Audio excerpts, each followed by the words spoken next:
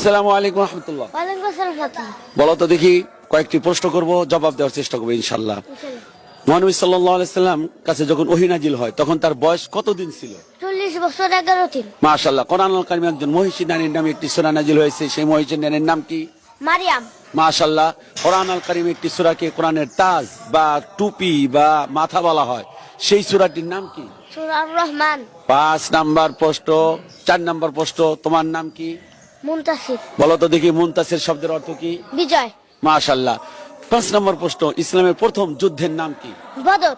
মাশাআল্লাহ। 6 নাম্বার, আব্দুল ইবনে উবাই নামে একজন নামধারী নবী করিম সাল্লাল্লাহু আলাইহি ওয়াসাল্লাম পিছনে বসে থাকতেন, মূলত তার পরিচয় কি ছিল? মুনাফিক। আচ্ছা, আজাজিল যে শয়তান, তার বাবার নাম কি? খবাইস। মাশাআল্লাহ, খবিস। 8 নাম্বার প্রশ্ন, কোরআনের ওয়াজিব নামাজের ওয়াজিব কয়টি? 14টি। আচ্ছা, কোরআনের দিল বলা হয় কোন সূরাকে? সূরা ইয়াসিন। এবার প্রশ্ন, শয়তান